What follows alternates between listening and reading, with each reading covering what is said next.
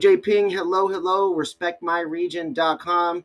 I'm your host, Joey J. Ping of respectmyregion.com, and today we are on the RMR Podcast Network, another episode, folks, of the Cannabis Testing Podcast. I've got my testing partner in crime, man, Josh Swider, CEO, Big Boss Dog, Infinite Chemical Analysis Labs, Infinite Cal for short, all things accurate compliance testing, the trusted source behind many of your favorite brands, many of your most trusted brands.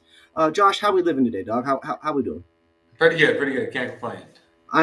It's always a pleasure to have you. It's funny.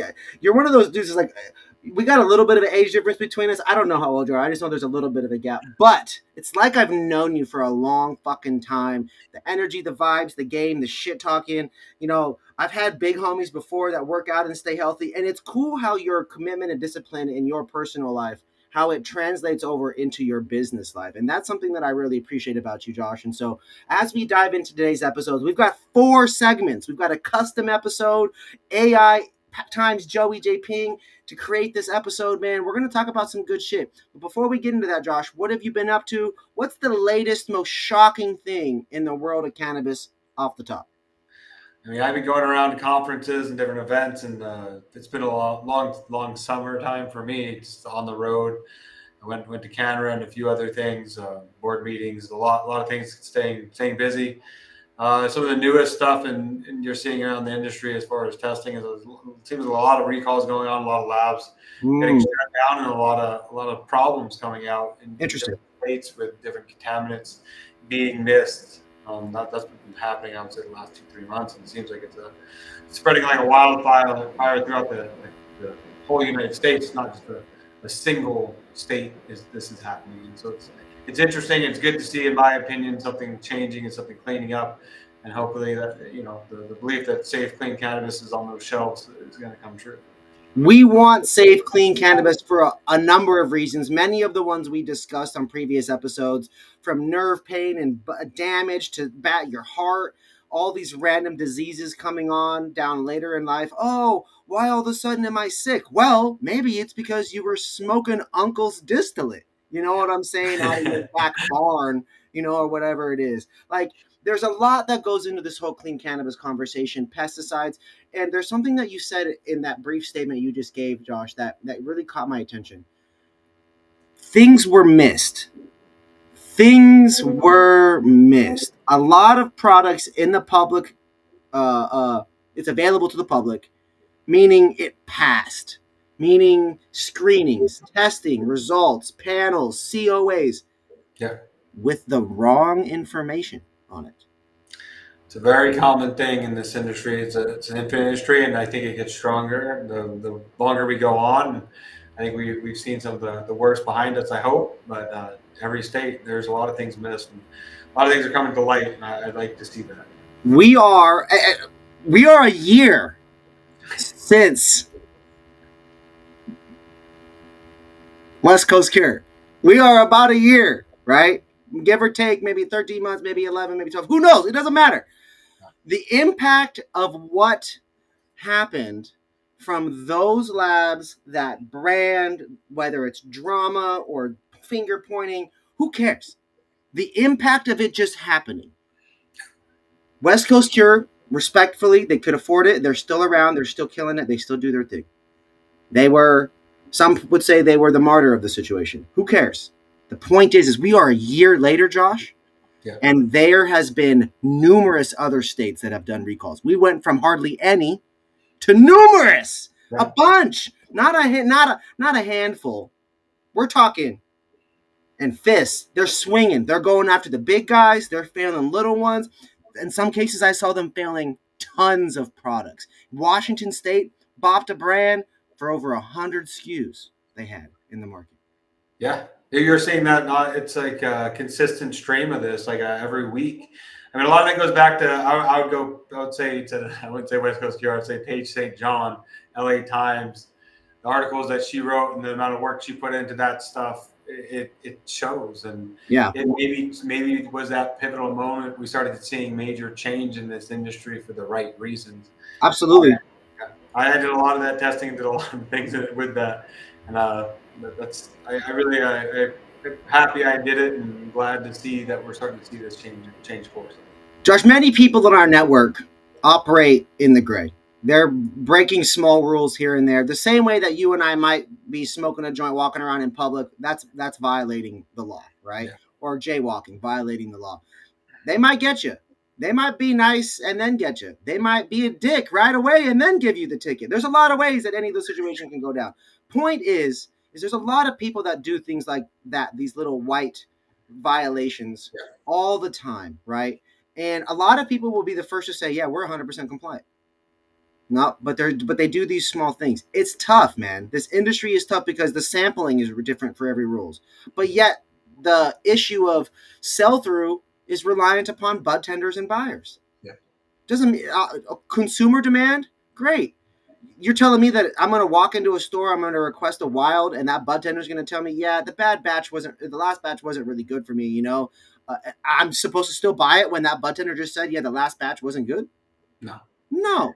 Like, it rely on these humans to make these recommendations. It's important that we get the education and that they have the consistency to rely upon their recommendations. In some cases, man, this is really people's livelihood and health. You imagine how guilty we would feel, you or I, if, just not even like a person, but if our pet got high and died, you know what I mean, because of something, how bad we would feel, how terrible that would be for the rest of the family in that instance. And that escalates when it comes to aunts, uncles, grandparents, mom, dad, brother, sister, uncle, cousin, niece, nephew, all these things. I love my pet too. But my sister goes because of something that has to do with cannabis and a bad recommendation, it would change everything, And so the importance of cannabis testing, guys, we want to really focus and hone in on that today. The real-time risk. Let's revisit, Josh, what are the real hidden dangers of pesticides in smokable, inhalable products? I mean, inhalable products alone, a lot of this stuff isn't really fully studied out because anytime when a pesticide makes it to a market, it goes a lot of regulatory checks to do it. You do studies on it. And the study for the pesticide is going to be intended use. The intended use of pesticides is normally on an agricultural commercial product, or it could be like things like mosquitoes or things like that. But the intended use of that pesticide is never to be inhaled in a vaporizer or smoked on a flower. These are not in the intended use. So guess what? There's no studies getting done on what happens when Joey puffs on that joint with this pesticide on it. It's more, there's a study that might say if Joey eats so many strawberries a day with this pesticide on it, how much can Joey eat until he starts to see negative health consequences? And there's a lot that goes in on that. And I work a lot in a lot of different groups and different things with this, looking into this, because to tell the truth, a lot of these studies, and I'm not faulting any states or anything, I think there's a lot of improvement that could go on in the regulatory industry for the action levels of these pesticides and other contaminants in products. And, I'm working with a group in ACM right now. ACM is a standard organization that we've taken a step back and said, hey, let's not do this as a cannabis perspective. Let's do this as a toxicological perspective, and really take a step back and look at it and try to figure out some action levels where we can look at this a little differently than states taking a chance at it. I think that's coming out, and like the thing is that when we look at all this stuff, you can always assume when you're breathing this stuff in, it's a little bit more than you're going to be eating it.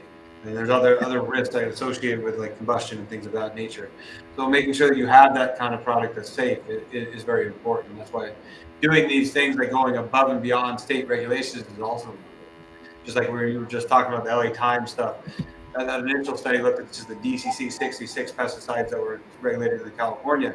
Then it moved on to a list of 380 pesticides and uncovered pesticides being used that weren't even being screened for. So it passed your COA compliance test in a state, but it was doused with other pesticides that don't show up when you're testing them.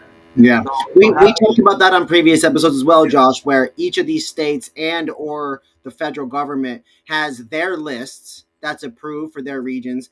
For example, some states you can't travel and bring citrus back and forth. You're going to bring bugs and bacteria or whatever it is. It could kill off the whole agriculture ecosystem to some degree, right? Have major impact on the economy. It's not the same in Canada, but in some degree, they don't want these chemicals, to be sprayed near our food economies or to be utilized in certain regions where it could decimate something or drastically change the environment, right? Yeah. And I think that's an important part to remember is like a lot of this stuff is it's risk management and trying to play on the safer side of it. Yeah, any toxicologist wouldn't start with like what's the highest amount someone can consume. We want to make sure people are around again can be safe. I'm not a toxicologist myself, but I mean that's really what you hear. I'm working with some around the country, and the biggest point is what's going to happen if Joey smokes that cannabis for 50 years. We want to make sure Joey's around for his children. And we want to make sure the pesticide's not going to make it take Joey out. Well, I can assure you, man, that I've smoked some weed with pesticides on it, but not nearly as many or as much as my senior compadres that consume cannabis. Anybody that is older than me smoked dirty weed for years. So I mean that said a lot. A lot of people say, okay, the back a long time ago, the gray market used a lot more. I think that I don't know if I would say a lot more. A lot of times, those people weren't acquiring them and weren't being able to get pesticides in that manner as readily. And then there were you have a dichotomy. A lot of stuff grown in California a long time ago that was distributed throughout the United States. The original real Humboldt County stuff. Have you met those people? A lot of those people wouldn't let a pesticide around them. No, absolutely. An organic and the right thing for people. So those people were compassionate people that also ended up, not allowing this to be dirty.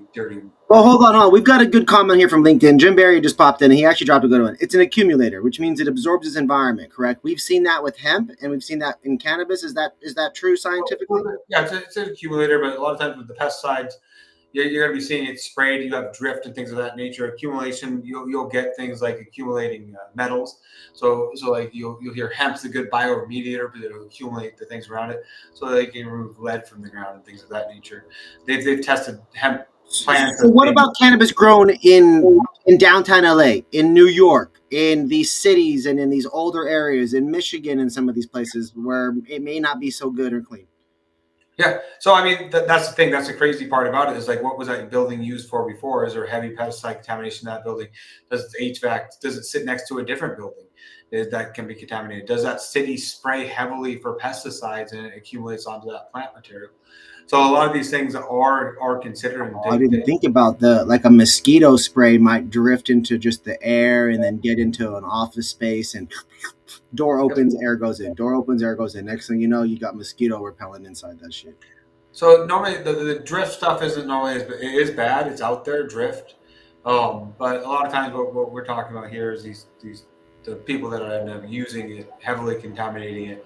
When you talk about pesticide usage too, every pesticide has an approved usage. What I mean by that is you can spray so much per acre. It's not spray whatever you want on it. And then those are very highly regulated to someone that has a handling card to spray pesticides because the safety of that person that's working on the field is very drastically affected by if you're doing it correctly or not. So a lot of these things playing together, pesticides in general are a scary thing to play with. None of them are 100% fully safe, but they're risk management and pesticide management for someone's crop. And allowable limits are kind of up in the air still. They're always evolving. The pesticides were approved for usage and had high concentration limits, and after years, they noticed they became major problems. Like DDT, that's huge in California or everywhere in the United States, that was banned. And DDT used to be sprayed like no other, and it's all over the place. And that's those things that can negatively affect everyone one day. So the next segment that I have for us here today, Josh, segment 2, Lab Science Decoded, what testing really means. Again, as we get through the summer, a lot of brands have recently come online in a variety of states. We want to make sure that Infinite Cal leads the way in all things testing, whether it's education, accuracy, potency, R&D, really optimizing your guys' cannabis businesses. Testing is a required and integral part of a successful cannabis business. Doing the testing properly, getting feedback, getting other perspectives that can help you guys mitigate risk, stabilize consistency, and ultimately provide a top quality product all the time to the most partners you can possibly service that pay the bills. Obviously, everybody's got to get paid down the line, right? Hard for you to get paid, Josh, if the retailers don't pay their bills. It's tough. Yeah. Otherwise, you're surviving on investor dollars, and eventually they run out, right? So there's got to be businesses getting paid in this whole equation. But point being, folks, we want you guys to optimize your business. And so as we talk about testing here today, think about how it fits into your company. Think about how it can be, it can go from being something you just think about at the end towards something that you really think about the entire time, each product, all the numbers, the costs that go into it, etc. We're going to get into a little bit of the science elements of it, but we're not going to get too deep. Is that okay, Josh? Don't go too Harvard on me now, okay? No MIT shit today. All right. So I'm a testing brand, flower. I got vapes. I got pre-rolls. I'm testing them out R&D wise with a bunch of groups. I'm looking for accurate testing, but high THC wouldn't hurt, Josh. Unfortunately that's the game, right? So what happens if I'm trying to do R&D testing with you? What's the process for that? Michigan versus Cali. Is it the same? Or are they different? So they're slightly different. A lot of it is very similar. So in California, the biggest difference is it's not tracked in the metric system. They're not reported in the state. Where in Michigan, you report all data collected to the state of Michigan. Mm-hmm. But looking at that, there's not too much difference in it. R&D testing is more prevalent in California, where in Michigan it's less prevalent, I would say. Interesting. And a lot of it has to do with business-to-business deals and sales. California has a lot of inner workings, and people are not doing the whole gambit, like growing it, extracting it, and so on. Like when you talk about like risk management for why choose a lab with accuracy, precision, things like that. I mean, a lot of times you're buying a product. Let's say you're an extractor. You're going to buy this trim. You go get it tested. The trim turns out to 28% THC on trim. So when you buy it, you're like, okay, I do a yield. I should be yielding out X amount of grams of distillate based upon that. Oh wait, that trim turned out to be 12% trim. The lab was inflating potency. Well, and then when you go do that extraction, you paid a pretty dollar for that trim, and now it's actually going to yield a lot less. Your yield went down by a factor. You're getting screwed twice. You're getting screwed. Same thing with a pesticide analysis, things like that. Make sure that you're buying your starting product, and you go extract that trim that was seen clean, and then it wasn't actually clean because something didn't work out right with the lab result. You end up eating that whole cost. And I talk to people about R&D testing. A lot of times, like if you don't do that front end work, and I know people think it's a business tactic or something like that. I save my clients money. I suggest them to test less than they can. People think I'm a little crazy when I'm on the phone on these meetings with people, and I'm telling them, "Oh no, you don't need to do that. Stop testing that." They're like, "What?" And they're like, "That's your money." I'm like, "It doesn't matter. I'm here to make someone run an optimal business, so then you can be more successful. I can be more successful. We'll work with them irregardless either way." Yeah, it's more. It's crazy. It used to be more about just hitting the numbers, but we are seeing a shift. It's small, but slowly and surely, a shift towards trust. It's a shift towards trust. You've seen states completely switch in the last 12 months. It's true. I mean, I would say the average flower total THC in California 18 months ago was probably 34%. The average now, I believe, is like 26 or 24. Yeah. You're telling me something went down by a factor of a third? That's a little crazy. Yeah. So we're seeing shifts in normalization to reality. And I kind of wish that never happened. The part where we became this unrealistic numbers and number chasing. But we're seeing it happen in front of our eyes. And I would say you've seen more movement in the last 12 months than you have in the last decade. Agreed. There was a time when the only state that I saw that really committed to the accuracy of it, and this is shout out where I'm from, Washington, went back right. They already had the issues. They had it right away. I mean, shit, we got our first cease and desist in 2017. About talking about labs this and brands faking that or whatever it is, and it's still going on in Washington. I was just talking to someone that owns some labs up there. There's a lot of that. The converted oil problem is real bad up there. They deal with a lot of that. Converted in Michigan as well. Michigan is probably the worst state in the United States. So if you're vaping distillate in Michigan, really work with a trusted brand. Because if not, we talked about that. You have that consumer program. Remind everybody what it is, Josh. It's called MISCO. It's a Michigan for Safe Consumer Access. It's a good program, or good higher standard of testing, and brands bringing public awareness to what's kind of going on in the industry, that a lot of the cannabis being consumed in Michigan is not actually cannabis. It's synthetic drug production.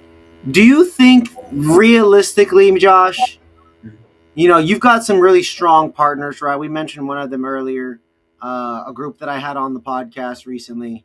I've never looked at their brand and thought, oh man, I need that one. Oh wait, does it have 30+% THC? You know what I'm saying? So it's like, do these brands that are honest and looking for that accuracy and that realistic, more realistically accurate? That's what I want to say, because it's always different. So it's like, are the brands that are looking for more realistically accurate results, are they really even concerned anymore about competing with the people that are high They are. I would say. I mean, they're still having that problems in their state. Depends on the state and where it's at. But I mean, sometimes those numbers sell, and it depends on what's happening at the dispensary level. So, like, if you go into a dispensary and all they recommend is these high numbers, that's what used to happen traditionally over the last decade. You walk in, Yeah. oh, it has 48% THC flower. This is the best. How much is it? Oh, it's $10 an ounce. It's like something's not correlating here, but See, to me, it's got to be a retail cultural shift to get away from the THC. You have to have management, ownership, and bud tenders that are straight up day one. Yo, we don't sell based on high THC here. Someone comes in and asks, show them what they want, show them 2 other options that you think are legit. So, in like those 2 states that were heavily involved in working in California, there's a group called Echo, and then that's like a higher standard, kind of like a uh, organic type thing, where Yep. these brands that are part of it have a sticker on there, and shelves are starting to have an Echo place, to where like bud tenders are saying, hey, I've been hearing a lot about this pesticide contamination. Who should I trust? And the bud tenders are saying, hey, you should look for these brands, and they show them who's actually doing a higher standard of testing to make sure they have clean product on the shelf, clean as they can make. At the same time, type of thing in Michigan with that Misco, there's stickered product on the shelf showing you a higher standard they're adhering to produce their product. And I applaud any brand like that, because they're not necessarily chasing those THC numbers, maybe not the highest THC number. They're creating a higher quality product for people, and they're doing it, going above and beyond to do so. It's important stuff, man. All right, here we go. Segment 3, Josh. We're a little over halfway through. I want to take a moment to shout out your company, Infinite Chemical Analysis Labs. We appreciate you guys sponsoring the RMR Podcast Network. Folks, they power the California Cannabis Podcast, the Michigan Cannabis Podcast, and we do this Cannabis Testing Podcast specifically to show you guys brands that are trusted, brands that deliver good product, brands that I personally know, or that Josh personally knows, or I run it by him and we figure it out if it's worth it together. We also bring on groups like your Misco partners, right? We also, and we're doing this to educate. And so we appreciate you guys. Josh here is one of the only labs. Actually, let me rephrase. Josh is the only lab in the 9 years I've been in cannabis that has put not only his time, effort, lab, his name, but also now, even if it is just a couple, $1,500 a month with us, Josh, you're the only lab to sit here and educate and be transparent and align yourself with brands and people doing the right stuff.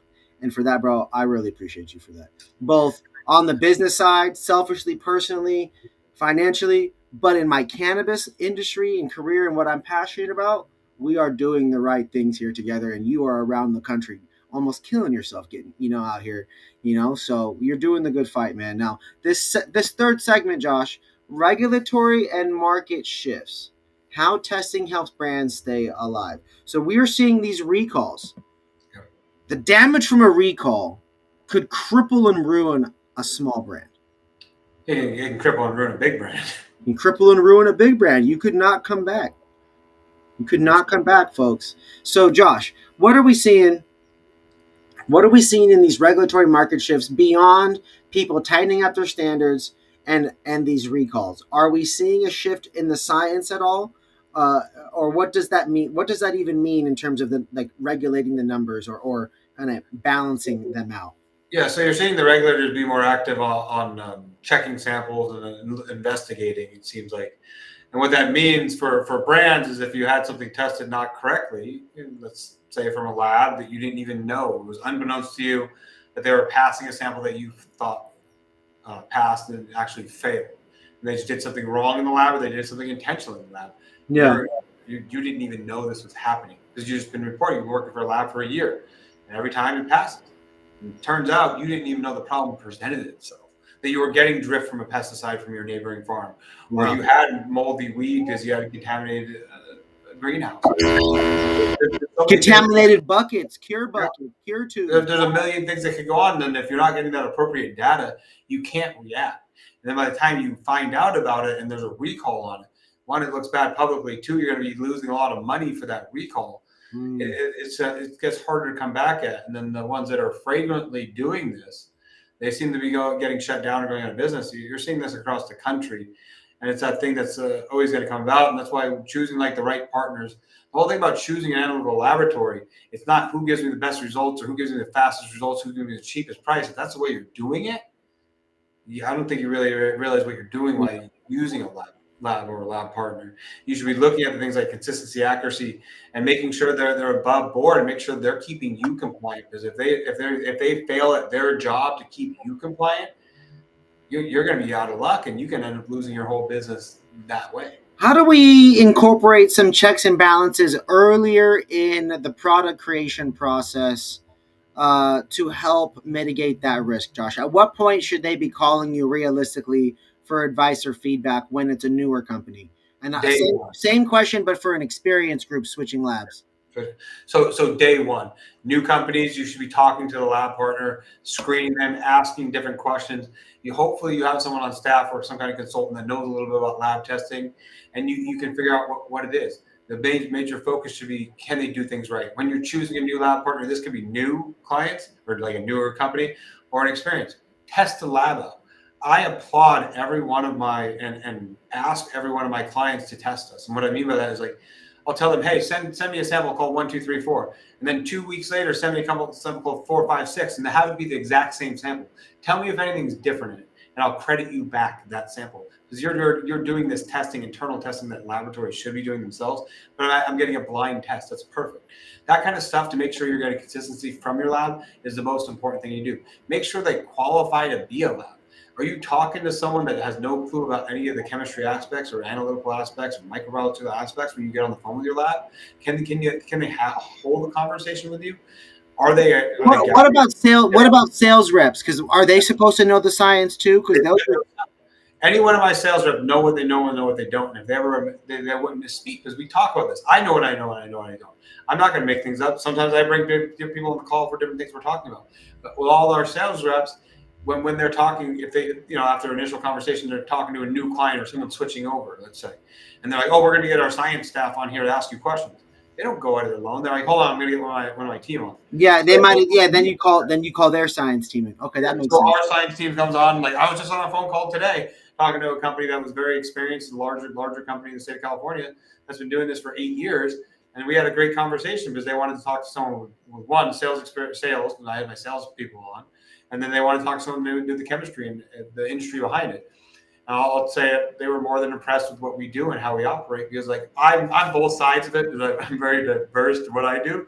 But I have other lab staff that goes on these calls too because if we need to answer questions or figure out problems, that's what we do. That's what we always offer clients too. Is it's not just we're a testing lab. If you're having a problem, let us know. I always tell my clients that like my staff, there's a lot of chemists and nerds and educated chemists for the most part, and they educated scientists, chemists, scientists that like problems. So us scientists, we like problems. So if you're having a problem internally, my employees love to hear it because it's different to them, and they love solving problems like that. So I almost feel like it's a benefit to me. So that's why I never charge for consulting. I never charge anyone $1 for consulting because I feel like you entertain my employees and me, so I'm not going to pay for their entertainment. You're a fool, Josh. You like the science stuff. I'd say too much, but we need it. More, please. Actually, please keep us safe. Actually, thank you. You're and your team. Please appreciate that. It's so funny, and I love it, dude. I love it. No, that's very interesting as well. There's a lot to unpack there, but it's important for people to recognize a couple things, right? And one, the science has to be paramount. If the science is true and accurate, then we can create a base to do all other things and rely against the science for it, correct? Yeah. And that's the thing is if you're tracking bad data internally in your laboratory or from your laboratory, everything's going to spit out bad in the end. So like the clients, large or small, I think it's important to choose your lab. It's important to choose the right partner to look at it, to look at what you're going to do. Because if you plan on being here for 10 years or 20 years, 30 years, you need to find that right testing partner. You need to find the right people to surround yourself with. You plan on being a flash in the pan, go ahead and do what you do and see how long you last. All right, I got a 2-part question, but it requires 6 individual answers. I hope you're ready. Top 3 most common mistakes you see people fail for, and please go one like one sentence each beyond just pesticides. You know what I mean? Like, what's the one? You know what I'm saying? Okay. So So top three most common. for failing for, it's going to be I would say, okay, we'll start with extraction, just like extractors, not appropriately testing their trim and stuff to create a pesticide problem downstream. The second thing, so what I mean by that, so I'll explain a little more in a sense, is you test your trim. You test your trim. All you want to do is test it. Well, you shouldn't be testing it. You should just be doing more than testing, because what's happening to your trim? You're concentrating by a factor of 10 approximately. So what does that mean? When you take your trim, you shouldn't just run the test on the trim. You should concentrate your trim into a factor of 10 and then test it. So we offered micro extractions for the last almost 8-9 years. So people get an equivalence. What I mean by that is we concentrate down the pesticides or anything else on the trim, make sure it is going to kick out what you're seeing in the long run when you do your distillation or concentration. Very important parts. Common thing that you can solve. Test your fucking trim. And the extraction side of that, because the extraction puts out all the impurities. You catch it every time. Yeah. The second thing that we see fail often is dosing of edibles. Okay. So what I mean by that, so like if you're not accuracy of dosing. Accuracy. Yeah. So like most states, you're allowed a tolerance. So if you say, it's 100 milligrams per package and you come back at 80, you have to relabel it. What's the problem with relabeling? Companies spend a lot of money doing that. You have employees touching each package more than once and all these other things. It gets very expensive for you. And maybe it makes it a shelf at 80 milligrams per package and no one wants to buy it. So like these are very important things. So where does testing come involved in? Test your inputs. And what I mean by that is your bulk input and then going down the line, making sure you get it done. Until you dial it in, don't pull back the testing. And I have worked with a lot of edible manufacturers and non-inhalable product manufacturers over the years, to where my goal is to dial back your testing after you get things up and running. And that I would say is a very common thing you see fail. And the third thing I see fail a lot, and you're seeing the most recalls around the country for, is microbial contamination. Microbials. What is microbials? So in different states, you have different microbial contamination issues. So things like aspergillus, total yeast and mold, those are the most common that you're seeing fails for and the recalls for. And I would say the biggest problem with that is testing and making sure you have a clean grow to even do so. So that's where the problem comes in. A lot of producers have been using labs that just provide them a path over time. And sometimes a farm has been doing this for 5 years, they've never gotten a fail for any of these microbials before, and all of a sudden they run into a wall of fails. And something changed and they don't know, and they haven't realized it happened the whole time.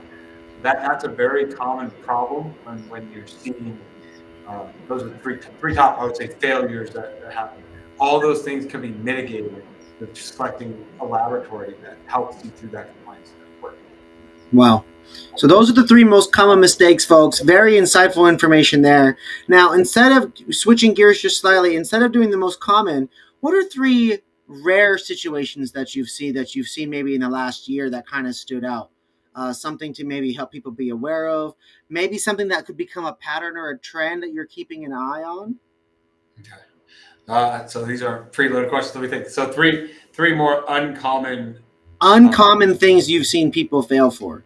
So, okay, let's say, here we go. Here's one more uncommon. Microbial contamination post. So we work with a lot of beverage manufacturers. They didn't run appropriate shelf life studies and start mixing in different materials together. And they didn't batch test their new source of incoming lot. So what I mean by that is you have an incoming lot of some kind of bulk material. It could be like a fruit for some kind of beverage, like a seltzer. They said, I use the same manufacturer, it must pass. And actually that new batch is failing and causes the whole thing down the stream. Wow. Staying up on that kind of stuff. Second thing I would say, more uncommon, but you're seeing, people are buying terpenes. I saw someone say entourage effect. A lot of people talk about that in terpenes, but I think entourage effect, I think it goes down to a lot of minor cannabinoids. So terpenes do help. I think minor cannabinoids are a bigger picture of that thing that people don't even look at. Absolutely. Terpenes are the fun, sexy thing, but the actual cannabinoids are what actually do it. Flavonoids and some other things. There's a lot of stuff in these cannabis plants that we don't even look at. We published a study. I just want to say we published a study on this years ago about how terpenes actually don't have that, but we'll just go with it. People, there's a lot. I give up.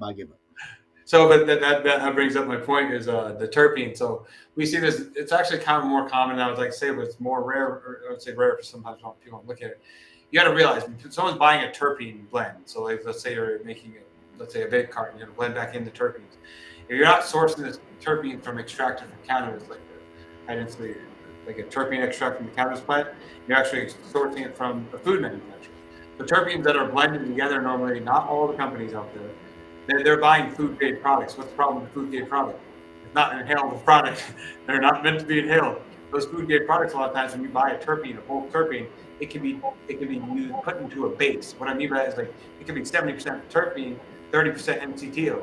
MCTO shouldn't be inhaled. But guess what? This was never intended to be inhaled. So when they mix them together, they're actually mixing in different different chemicals, pollutants that you shouldn't have in your cannabis vape or your inhalable products. Or your body? Or your body, or definitely your lungs. So that's where it becomes kind of a problem. Interesting. So those are three very uncommon situations that are also common because it's something to still think about and be aware of because, as you're saying, just trusting one manufacturer, trusting people to be perfect all the time is an unrealistic expectation. I think that's fair. So to have some checks and balances in that process, huge. All right, so that's segment 3. Last segment, and then we'll get you out of here. All right, here we go. Segment 4, folks. Scaling your brand with trust, testing as a sales tool. I have seen a lot of COAs, Josh. How do you recommend people utilize COAs to help them sell more cannabis? How does accuracy help people in a world of inflated fake results? So that's where using trusted labs. I mean, the crazy part is that's internal industry. If people see, I can tell you in the states that I work in, every state, if people see like my iCal lab report, let's say it has, I'm just making a number, 88% THC, they already know internally that's equivalent to some of their ones that are 96. So they automatically know, oh, that's an iCal at 90, I'm going to buy that. That's for like bulk material. They talk about that kind of stuff all the time. Also, the thing is with those COAs, I think a lot of times not just the potency, you should look at their terpenes or anything like that. Look at the quality. Look at what they're doing for the safety standards. Make sure they're doing it correctly. Make sure if they have a chance to run expanded. We run a lot of expanded things. So what I mean is there's state regulations, and there's methods we created to go above and beyond state regulations. But for those products that are doing that, what does that tell you? They're doing something a little bit more to make sure. Yeah. The state knows what it knows, and the state has no fucking clue what it doesn't know. The state made archaic regulations that never change. We're just finally in the state of California after 9 years. We have proposed new pesticide regulations. It's been 9 years. Yeah, we done been smoked it. Thanks. Appreciate y'all. So there's a lot of things with that. Very, very interesting there. Okay, so Josh, last question. We'll get you out of here. How and what really, I guess, let me rephrase. What really separates the top performing brand from everyone else in terms of quality and transparency? Like, is Alien Labs, is Cam, Blem, Claiborne, who was on our show yesterday, all these different brands, that accuracy, that product, does the accurate results typically does deliver a quality brand? Is that what sets them apart, or how does this all play together? I think the things that separate people apart are a couple of things. For as far as the testing goes and consistency, it's someone creating a very similar product every time. So to give someone a consistent product, because if you go to the store and you're like, hey, I want this strain, and then every time it's different, it's not helpful for you. If you say you want a vape pen and it tastes like shit sometimes and it tastes great sometimes, it's not helpful for you. You got to create a consistent product with high quality standards. So one other thing I say is the people that I see rise to the top, they're doing more than others. They're working more on the back end. They're caring about their end customer and making sure their goal is to create that product that's safe, accurate, and consistent every time, so then their customers come back and buy the product time and time again. Yeah. That's what I would say that kind of separates a lot of people. They're not going all crazy on these things. You'll see some of the biggest brands, their QA departments are like some of their biggest department costs to them. What I mean, that's quality assurance. They're making sure that they're doing the right thing every time. And then a lot of these people that are doing things right, they'll take the hits. And what I mean by that is, if they have a failing product or something went wrong, they don't just say, hey, put it through and sell it to my customers. they throw it away. They Yeah. take big hits because they're more concerned with creating a good product for their consumers in the long run in the financial aspect. And those are the people I think that will last through this industry and the consolidations of the industry, the consolidation of the industry that started this new, really massive consolidation. Number of brands today will not be the number of brands tomorrow. I promise you, it doesn't work like that. Yeah. Anything. So those are the big key points you'll see uh, that transcend. And I mean, there's things like marketing and things like that, and that's important. Not necessarily my wheelhouse, but those are those things that keep those brands going. But the thing, even with the best marketing and crappy product, you're not going to stick around. Best marketing, best product, you're gonna be around forever doing well. Yeah. I think the key to get the key point to grasp from that, folks, is going to be consistency will help you stand out and really stand the test of time.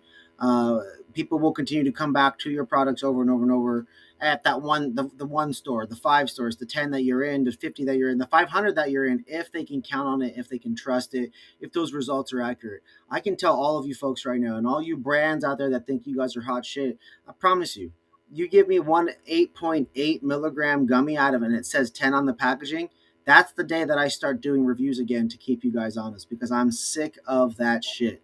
I'm sick of stuff that's not accurate, specifically in the edible space, getting these packages that say 102, 106, 108 milligrams, 88, 92. Nah, hit me with the ones that we ask for, make it right, slow the fuck down, and do it properly.